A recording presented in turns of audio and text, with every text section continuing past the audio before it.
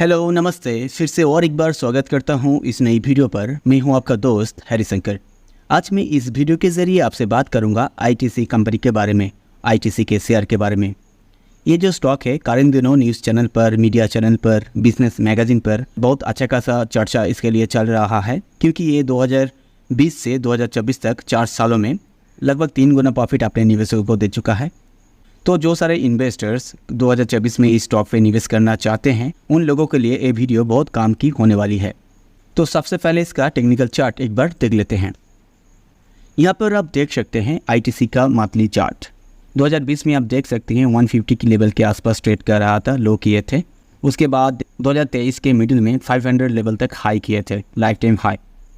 ठीक है, एक लंबा खासा हाई यहाँ पर बनाया था। उसके बाद आप देख सकते हैं पूरा 2023 से 24 तक पूरा कंसोलिडेट ट्रेड पे चल रहा था, ना ऊपर जा रहा था ना नीचे आ रहा था, एक स्पेसिफिक प्राइस रेंज के अंदर ही ट्रेड कर रहा था। ये स्टॉक अपने निवेशकों को 4 सालों में बहुत अच्छा खासा रिटर्न दिए हैं, लगभग 3 गुना। तो अभी इसका प्राइस कहाँ तक जा सकता है? ये ऊपर जाएगा इससे या नीचे आएगा?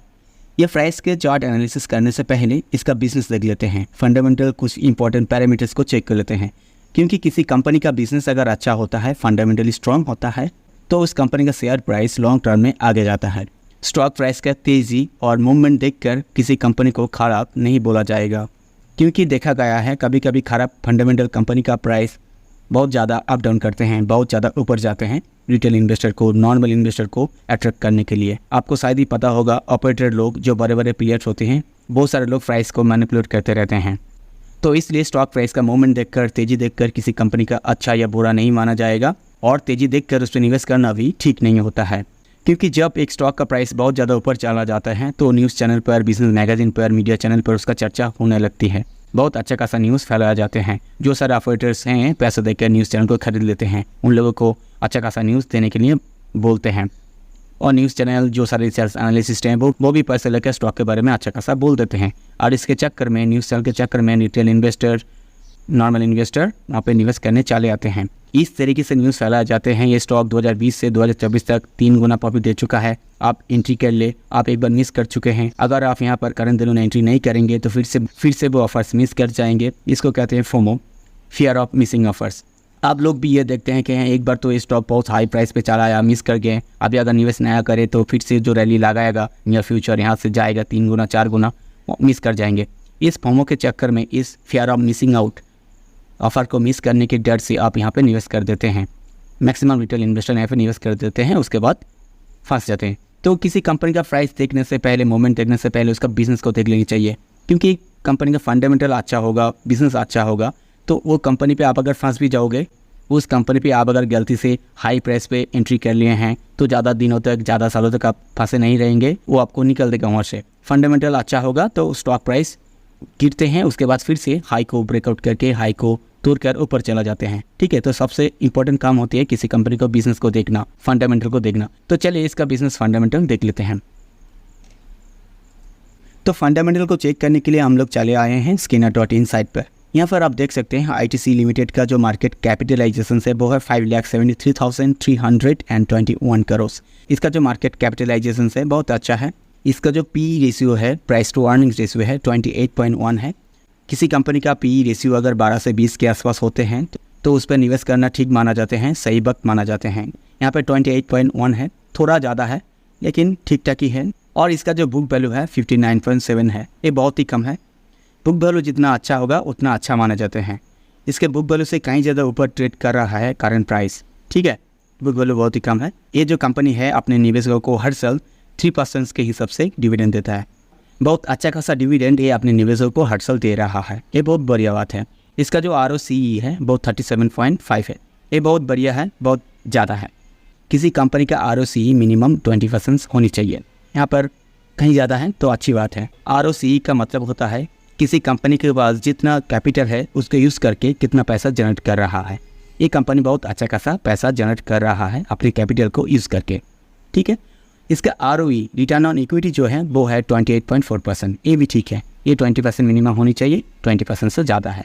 ROE का मतलब होता है उस कंपनी पे जितने निवेशकों का पैसा है, इन्वेस्टर का पैसा है, इक्विटी कैपिटल है, उसके यूज़ करके कितना पैसा जनरेट कर रहा है। यहाँ पर भी ये कंपनी इक्विटी कैपिटल को यूज़ करके बहुत अच्छा खासा पैसा जनरेट कर रहा है। तो इसका बिजनेस बहुत अच्छा खासा चल रहा है। तो इसका ROCE और ROE को देखकर ये लग रहा है एक कंपनी अपने पैसे को खूब अच्छा खासा यूज़ कर रहा है। इसका जो डेप्ट टू इक्विटी है 0 है।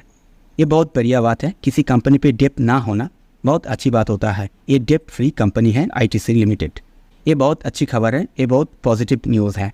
डेप्ट टू इक्विटी 1 से कम होनी चाहिए, यहाँ पर नहीं है, बिल्कुल ही नहीं है। इसका जो करेंट रेशियो है 2.05, ये भी बहुत बढ़िया है। किसी कंपनी का करेंट प्राइस 1 से ज़्यादा और 3 से कम होनी चाहिए। अगर किसी कंपनी का करेंट प्राइस 1 से कम होता है तो इसका मतलब ये होता है कि उस कंपनी के पास जो करेंट लायबिलिटी है वो करेंट एसेट से चुका नहीं सकते हैं, मिटा नहीं सकते हैं। ठीक है, तो 1 से ज़्यादा ना बहुत इंपॉर्टेंट होते हैं और 3 से कम। यहाँ पे 2.05 है, बहुत अच्छा खासा है। इसके पास जो करंट एसेट है उससे करंट लायबिलिटी को आसानी से चुका सकते हैं। तो इन नियर फ्यूचर कोई दिक्कत पे ये कंपनी नहीं आएगा। इसका जो इस साल का क्वार्टर सेल्स है वो पिछले साल की क्वार्टर से 1.63% इंक्रीज़ हुए हैं, ज़्यादा नहीं हुए हैं पिछले साल से, बहुत ही कम इंक्रीज़ हुए हैं इसका सेल्स। इसका सेल्स पे लगता है कोई गड़बड़ चल रहा है। इसका जो सेल्स है इस साल का पूरा पिछले साल से -0.07% इंक्रीज़ हुए हैं, लगता है यहाँ पे डिक्रीज हुए हैं पिछले साल से। इसका सेल्स पिछले साल से कम हुए हैं, इसका सेल्स घट रहा है, ये एक नेगेटिव आ रहा है यहाँ पर। किसी कंपनी में सेल्स कम होना बहुत बुरी बात होती है। इसका जो सेल्स ग्रोथ है फर्स्ट 3 ईयर्स का वो 12.9% इंक्रीज हुए हैं, ये ठीक है। इसका जो सेल्स ग्रोथ है पिछले 7 साल से 7.48% इंक्रीज हुए हैं। ये कंपनी पिछले 7 साल से 3 साल से अच्छा खासा बिजनेस कर रहा था, लेकिन कारण दिनों अच्छा खासा सेल्स यहाँ पर नहीं हो रहा है, कोई तो दिक्कत यहाँ पे आ रहा है, ये देखने वाली बात है। इसका जो इस क्वार्टर का प्रॉफिट ग्रोथ है पिछले साल से 0.02% इंक्रीज हुए हैं, उतना ज़्यादा इंक्रीज नहीं हुए हैं। ठीक है, बहुत ही कम है, 1% से भी कम, ये दिक्कत वाली बात है। इसका जो प्रॉफिट ग्रोथ है इस साल का पिछले साल से 6.69% ग्रोथ हुए हैं, ये भी ठीक ठाक है, उतना ज़्यादा ग्रोथ नहीं हुए हैं लेकिन हुए हैं। इसका जो प्रॉफिट ग्रोथ है पास्ट 3 ईयर्स का 15.6% इंक्रीज हुए हैं। ठीक है, ठीक ही है। इसका जो प्रॉफिट ग्रोथ है फास्ट 7 ईयर्स से 10.4% इंक्रीज हुए हैं। पिछले 7 साल 3 साल से अच्छा खासा बिजनेस कर रहा था, प्रॉफिट कर रहा था, लेकिन इस क्वार्टर या इस साल उतना ज़्यादा मुनाफा नहीं बना पाए हैं। लेकिन ये डिविडेंड बहुत अच्छा खासा दे रहा है अपने निवेशकों को, 3%। ठीक है, बहुत ज़्यादा। और यहाँ पर आप गौर कीजिए, इसका जो कॉन्टिंजेंट लायबिलिटी है वो 1145 है। मतलब इस कंपनी के ऊपर कोई लीगल केस चल रहा है। अगर ये कंपनी वो लीगल केस हार जाते हैं तो उसको ये पैसा, ये अमाउंट चुकाना पड़ेगा, 1145 करोड़। ठीक है, कॉन्टिजेंट लायबिलिटी हमेशा 0 होनी चाहिए, तो कंपनी को अच्छा माना जाता है। यहाँ पे कॉन्टिजेंट लायबिलिटी है तो थोड़ा देखने वाली बात इधर है, गौर करने वाली बात है। तो चलिए और एक इंपॉर्टेंट पैरामीटर्स देख लेते हैं, वो होते हैं शेयर होल्डिंग पैटर्न। किसी कंपनी पे इन्वेस्ट करने से पहले आप शेयर होल्डिंग पैटर्न देख लेनी चाहिए, क्योंकि प्रोमोटर लोग ही कंपनी का फाउंडर्स होते हैं, कंपनी को शुरू करते हैं, कंपनी का बिजनेस के बारे में, प्लानिंग के बारे में, क्या होगा आगे जाकर, क्या नहीं करेगा, क्या करेगा, सब कुछ उन लोगों को पता होते हैं। तो जिस कंपनी पे आप इन्वेस्ट करने जाएंगे वहाँ पर आप चेक कर लीजिएगा प्रोमोटर लोग, फाउंडर लोग कितने होल्डिंग्स होल्ड करके रखे हैं। ठीक है, तो चलिए इसके लिए थोड़ा स्क्रॉल करके नीचे आते हैं। यहाँ पर आप देख सकते हैं नीचे, जब स्क्रॉल करके नीचे आएंगे तो शेयर होल्डिंग पैटर्न। यहाँ पर एक बात आप गौर कीजिएगा, यहाँ पे FI होल्डिंग दिखा रहे हैं, यहाँ पे DI होल्डिंग दिखा रहे हैं, गवर्नमेंट का होल्डिंग दिखा रहे हैं, पब्लिक होल्डिंग दिखा रहे हैं, लेकिन प्रोमोटर होल्डिंग्स नहीं है। इसका मतलब इस कंपनी में प्रोमोटर होल्डिंग 0 है, नील है।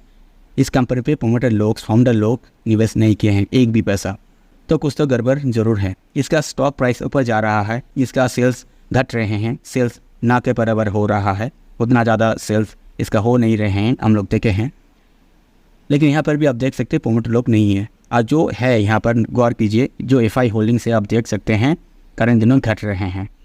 ठीक है, FI भी यहाँ पे स्टॉक सेल कर रहे हैं। आप देख सकते हैं मार्च 2023 में जो FI होल्डिंग्स थे, मार्च 2024 में आप देख सकते हैं कितना घटे हैं, 40.95 हो चुके हैं घटकर। तो FI भी यहाँ पे स्टॉक सेल कर रहे हैं। तो यहाँ पर मुद्दा बात यह है, यहाँ पे प्रोमोटर लोग नहीं है। BSE साइट पर जब स्क्रॉल करके नीचे आएंगे आप यहाँ पर देख सकते हैं शेयर होल्डिंग पैटर्न पे क्लिक करेंगे तो यहाँ पर देख सकते हैं नील है, जितना शेयर है पब्लिक के पास है। यहाँ पे आप क्लिक करेंगे जो एरो है तो और डिटेल आपको दिखाएगा। आप यहाँ पर देख सकते हैं, आप देखिए प्रोमोटर ग्रुप 0 है, नील है, इधर प्रोमोटर लोग यहाँ पर नहीं है। तो इस कंपनी के बिजनेस के ऊपर प्रोमोटर लोगों का ही भरोसा नहीं है। ठीक है, तो आपको यहाँ पे निवेश करने से पहले सोच लेनी चाहिए। ये कंपनी न्यूज़ पे बहुत अच्छा खासा चल रहा है, न्यूज़ चैनल पे चलाया जा रहे हैं कि पिछले 4 साल से 3 गुना प्रॉफिट दिए हैं, लेकिन यहाँ पर प्रोमोटर लोग खुद ही नहीं है। जो सारे कंपनी डूबे हैं फास्ट में, आप देख सकते हैं जैसे कि येस बैंक, जो सारी कंपनी है देवले हो चुके हैं, उसका प्रोमोटर होल्डिंग्स आप देखेंगे तो वहाँ पे 0 रहेगा। ठीक है, प्रोमोटर होल्डिंग्स मिनिमम 60% होनी चाहिए, तब उसको अच्छा माना जाते हैं, उस कंपनी में निवेश करने के लायक माना जाते हैं। तो 60% से कम होते हैं जैसे कि 30% तो खराब माना जाते हैं। जितना ज़्यादा होल्डिंग्स होगा प्रोमोटर का उतना अच्छी बात होती है। तो कुछ तो गड़बड़ है, इसका सेल्स घट रही है, इसका प्रॉफिट भी उतना हो नहीं रहे हैं। तो आप ज़रूर यहाँ पर निवेश करने से पहले एक बार देखिएगा, नियर फ्यूचर इसका प्रोमोटर होल्डिंग्स बढ़ते हैं या प्रोमोटर लोग आते हैं, आपको चेक करनी है। तो आप अगर इससे निवेश करना चाहते हैं तब भी ये सब देखकर तो कहाँ पर आप निवेश कर सकते हैं। तो चलिए चार्ट पर जाकर इसका प्राइस का थोड़ा एनालिसिस करते हैं। और आपको दिखाया है इसका फंडामेंटल उतना अच्छा है नहीं, ये डेट फ्री कंपनी है, लेकिन इसका सेल्स ग्रो नहीं हो रहे हैं, इसके पास प्रोमोटर भी नहीं है, ऊपर से जो FI है फॉरेन इन्वेस्टर हैं स्टॉक को सेल कर रहा है। ठीक है, तो इस पर आप अभी निवेश मत कीजिएगा क्योंकि अभी फॉरेन इन्वेस्टर लोग सेल कर रहे हैं। आप अगर इसमें निवेश करना चाहते हैं तो कहाँ पर निवेश करेगा, आपको फिबोनाची रिट्रेसमेंट के हिसाब से देखा देते हैं। तो इस लो से इस हाई तक सिलेक्ट कर लेते हैं फिबोनाची रिट्रेसमेंट को।